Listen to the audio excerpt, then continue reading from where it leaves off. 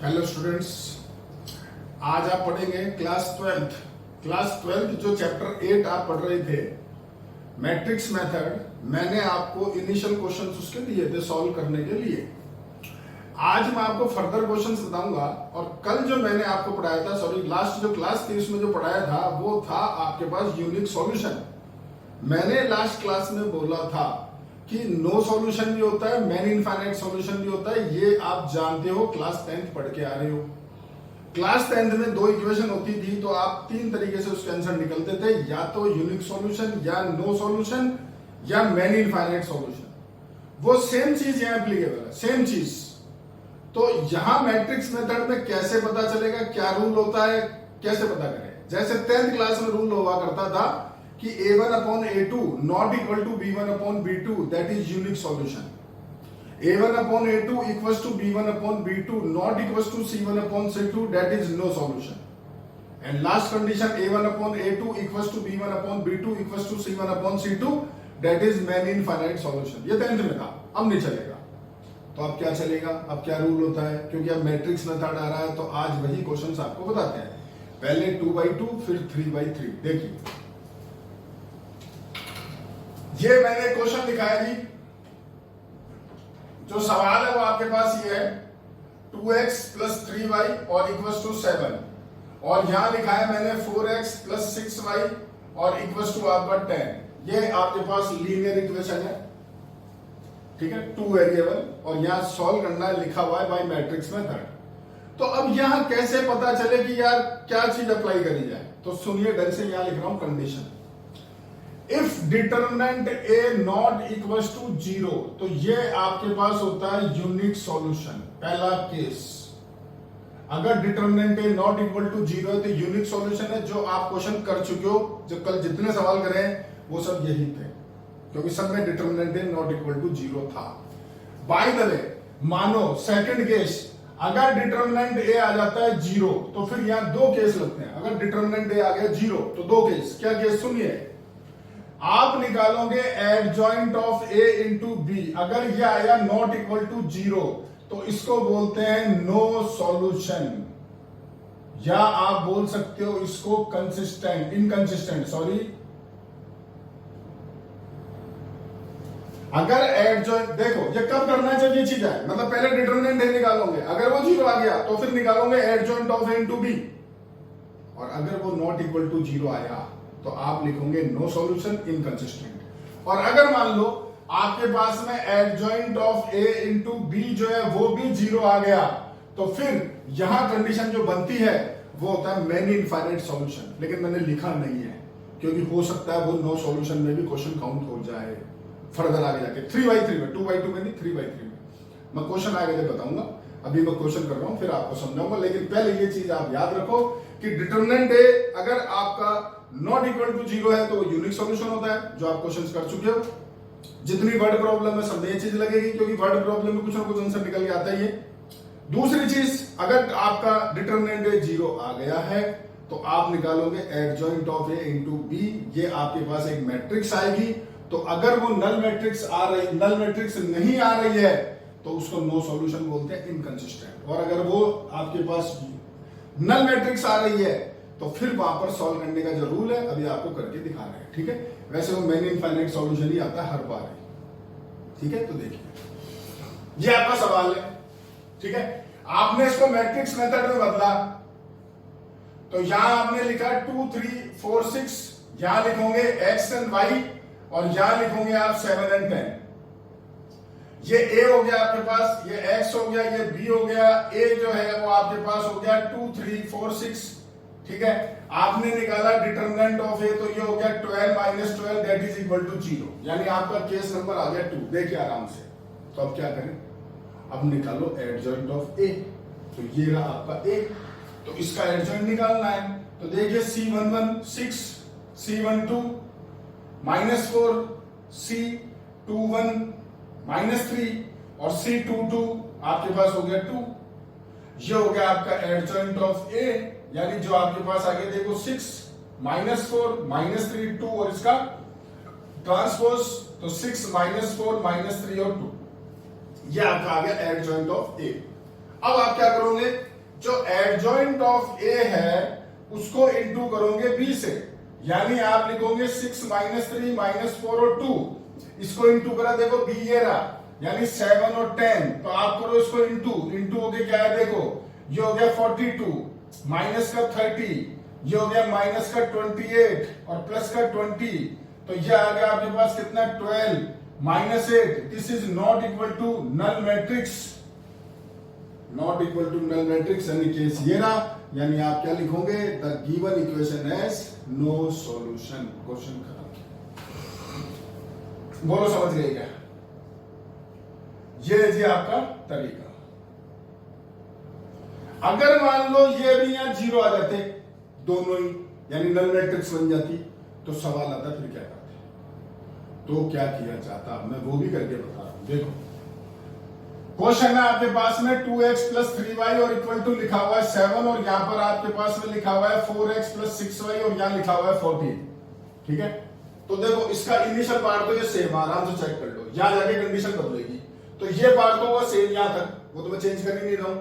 अब आगे बता रहा हूं, देखिए जरा, यहां आपने निकाला साहब adjoint of A into B निकाला, तो एडजॉइंट ऑफ ए यही आएगा आपका 6 - 3 - 4 और 2, और जो बी है वो आपका 7 14, इसको अगर आपने इंटू 42 - 42 -28 + 28, यानी आपके पास क्या आ गया 0 0, यानी आपके आ गई नल मैट्रिक्स। अब ये नल मैट्रिक्स आ गई, तो अब ये क्या है, ये यूनिक, ये मैनी इनफाइनाइट है कि नो सॉल्यूशन है? यूनिक तो नहीं है भाई, दोनों में से क्या है, तो इसको कैसे करते हैं सुनना।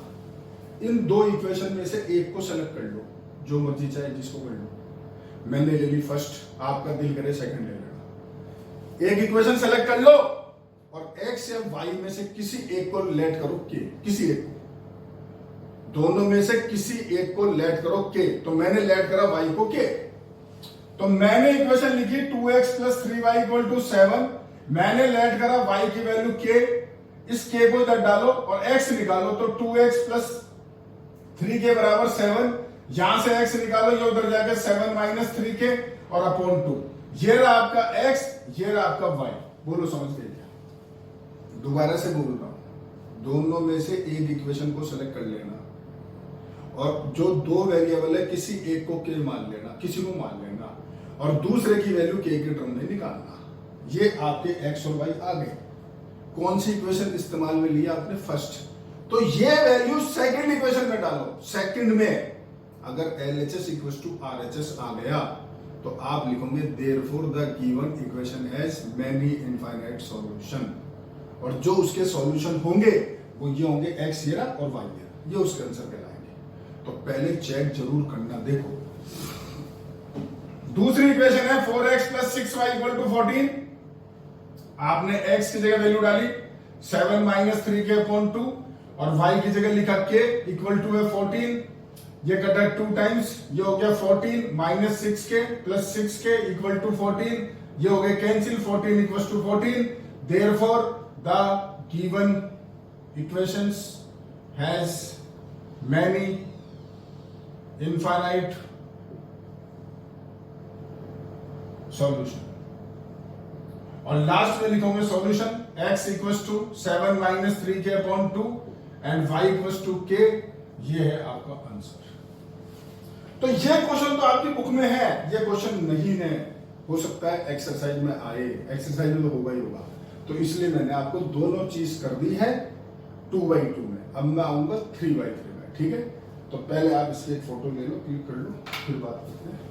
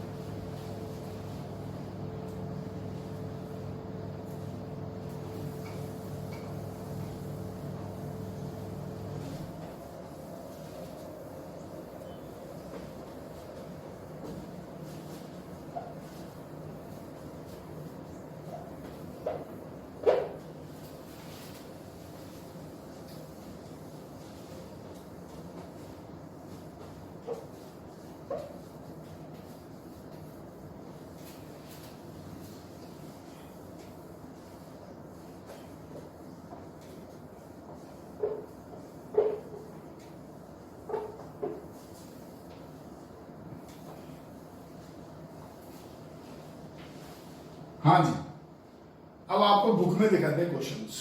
तो आप देखिए एग्जांपल नंबर 4, ये मैंने अभी आपको कर दिया है, ठीक है। आप देखिए 2/2 इक्वेशन है और आपसे पूछा था गिवन इक्वेशन और कंसिस्टेंट और इनकंसिस्टेंट। तो कंसिस्टेंट का मतलब समझते हो, मेनी इनफाइनाइट सॉल्यूशन, और इनकंसिस्टेंट का मतलब क्या होता है, नो सॉल्यूशन। तो इसने यही करा है। आप देखिए ये आपका आ रहा है नो सॉल्यूशन, यानी इसको लिख दिया इनकंसिस्टेंट, ठीक है। ये 2/2 का क्वेश्चन हुआ। अब एग्जांपल आ रहा हूं 5 पे, वो ढंग से समझना, क्योंकि पूरा मैं बोर्ड पे नहीं लिख सकता हूं, बहुत बड़ा है। जो आप कर सकते हो वो बता रहा हूं, जो आप कर सकते हो उसके आगे मैं करूंगा। तो देखो ये 3/3 की इक्वेशन है, इसको इसने इक्वेशन को मैट्रिक्स फॉर्म में बदल दिया, ए आ गया। सबसे पहले डिटर्मिनेंट ऑफ ए निकाला, वो 0 आ गया, वो 0 आ गया, यानी यूनिक सॉल्यूशन नहीं है। अगला स्टेप क्या, एडजॉइंट ऑफ ए। तो देखो ये सारे कोफैक्टर निकाल दिए, एडजॉइंट ऑफ ए भी निकाल दिया। अब इसको इंटू करा बी से, जो कि रूल है। तो इंटू करा तो वो आ रहा है आपके पास में सारे एलिमेंट 0, सारे 0 आ गए, मतलब ये होगी कहानी। बोलो आखिर ना। तो अब बात आती है अब क्या करें। अभी 2/2 जो इक्वेशन थी, वहां मैंने फर्स्ट इक्वेशन को सेलेक्ट करके और अपन ने क्या करा था, y को k माना था और x की वैल्यू y के टर्म में निकाल दी थी। अब 3/3 में क्या होता है वो आपको समझाना है। तो देखिए इक्वेशन लिख रहा हूं तीनों, मैं पहले बोल रहा हूं, पहले इक्वेशन लिख देता हूं 2x - y + 3z = 5, 3x + 2y - z = आपका 7, 4x + 5y - 5z = 9। ये आपकी तीन इक्वेशन है, ठीक है जी। अब इसमें क्या है आप देखिए, मैं वापस बोल रहा हूं, आप करोगे शुरू का पार्ट, मैं नहीं कर रहा हूं। जैसे आप पहले इसको सॉल्व करोगे, मैट्रिक्स मेथड वगैरह बनाओगे, आप इसका डिटरमिनेंट ए निकालोगे, वो 0 आएगा। फिर adjoint of A into B निकालोगे, वो भी नल मैट्रिक्स आ जाएगी। मैं इसके आगे का पार्ट बता रहा हूं।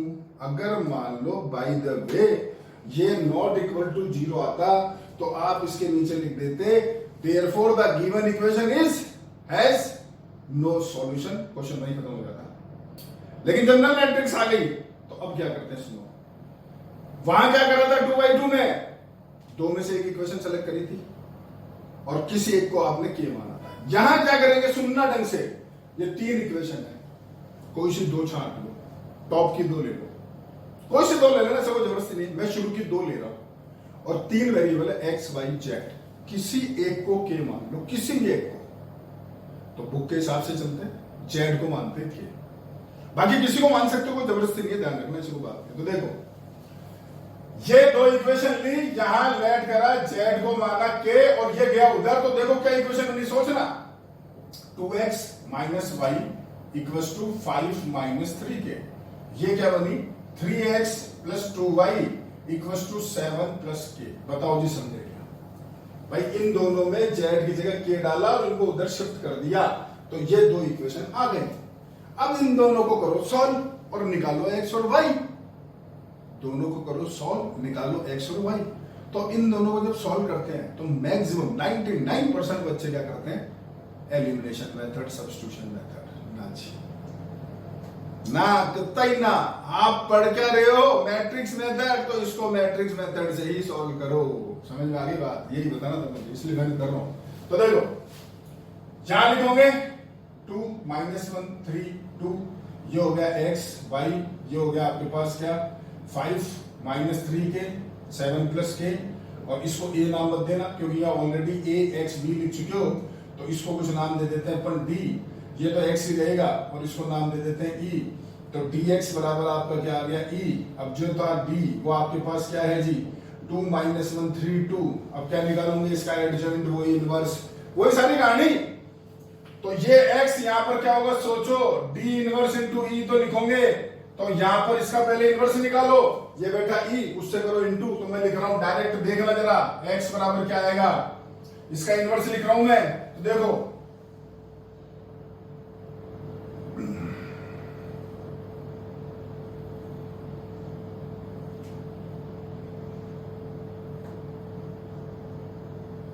ये इसका इनवर्स आएगा, आप निकाल लेगा। ये मैंने शॉर्टकट से निकाला जो आप सब जानते हो, लेकिन आपको नहीं करना है, आपको यहाँ पूरा निकालना पड़ेगा। और ये बैठा आपके पास में e, तो e की वैल्यू डालते हैं 5 माइनस 3 के 7 प्लस के, चलो जी इंटू करो 1/7 इंटू में, तो ये हो गया 10 माइनस 6 के प्लस 7 प्लस के, ये हो गया माइनस 15 प्लस 9 के प्लस 14 प्लस 2 के, 7 को अंदर ले जाओ तो ये हो गया देखो कितना 17 माइनस 5 के अपॉन 7, इसको देखो 11 के माइनस 1/7, ये आ गया x, और x आपका x और क्या है y है, यानी x की वैल्यू क्या होगी 17 माइनस 5 के अपॉन 7, y की वैल्यू हो गई 11 के माइनस 1/7 और z की वैल्यू जानते हो के। ये तीनों वैल्यू अब आप कहां डालोगे, इक्वेशन नंबर 3 में, समझे? वहां भी तो ये करा था, वहां पर शुरू की इक्वेशन से एक्स वाई निकाल के सेकंड में डाली थी, तो यहां क्या करना है सुन लो, या अभी बुक में नहीं वो खा गया है तो इसलिए मैं बता रहा हूं। Third equation 4x plus 5y minus 5z equal to 9, 4x आपके पास ये ना 17 माइनस 5 के बाई 7 प्लस 5 11 के माइनस 1/7 माइनस 5 के इक्वल टू 9, यहां 7 एलशियम ले लो, इंटू करो 68 माइनस 20 के प्लस 55 के माइनस 5 माइनस 35 के इक्वल टू 9, तो ढंग से देखो ये सारे के कट गए और ये आपके पास रह गया 63/7 9 equal to 9, therefore the given equation is many infinite solution. वो आप लिख देना चाहिए, बोलो ही समझ लिया। तो ये आपकी बुक वाला ये सारा पार्ट खा चुका है, आप आराम से देखो, मैं दिखा देता हूं आपको। एग्जाम्पल नंबर जो 5 है देख लीजिए, उसने भी यही सॉल्व कराया, पेज चेंज करिए, आगे देखिए यही कराया, एक्स वाई जेड की वैल्यू लिखी है, लेकिन उसने ये वेरीफाई दिखाया नहीं, आपको दिखाना पड़ेगा, ध्यान रखना इस बात का। तो ये एग्जाम्पल हुआ आपका 5, ठीक है जी। इसके आगे बात करते हैं, पहले आप इसकी प्लीट ले लो एक।